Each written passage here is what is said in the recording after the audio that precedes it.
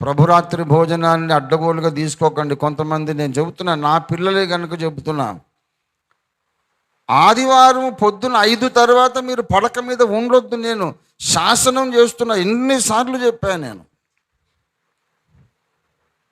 నా వయసు ఏమిటి, నా ఆరోగ్య పరిస్థితి ఏంటి, అందరికంటే ముందు నేను వచ్చాను వాళ్ళు ఇక్కడికి. తెల్లవారినాక లేవు, నువ్వు అసలు ఉండొద్దు పడక మీద. లేవాలి, బ్రష్ చేసుకోవాలి, టిఫినో ఏదో చేయాలి, స్నానం చేయాలి, వచ్చేసేయాలి. 9 అంటే అన్నం 5 నిమిషాలు ముందురా, నీకెవడు ఫైన్ అయ్యాడు కదా.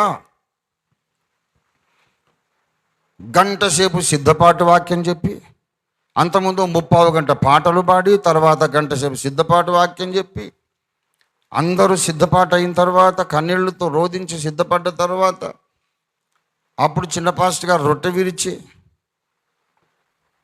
ప్రభు శరీరం పంచిపెడుతుంటే అప్పుడు గబగబా పరిగెత్తుకొచ్చి మోకరించి, నాకు కూడా రొట్టె.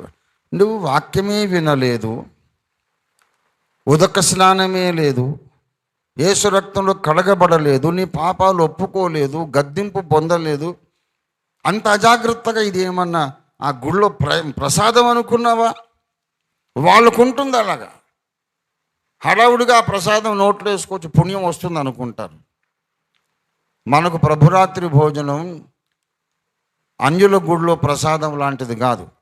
దాని వెనుక చాలా సిద్ధపాటు ఉండాలి. నువ్వు ముందే రావాలి, వాక్యం వినాలి. వాక్యం అనే ఉదకము ద్వారా, యేసు రక్తం ద్వారా కడుక్కోవాలి, పశ్చాత్తాపపడాలి. లేకపోతే ఊరికే ఏదో రొట్టె ముక్క తిన్నందుకు నీకు ఆశీర్వాదం రాదు.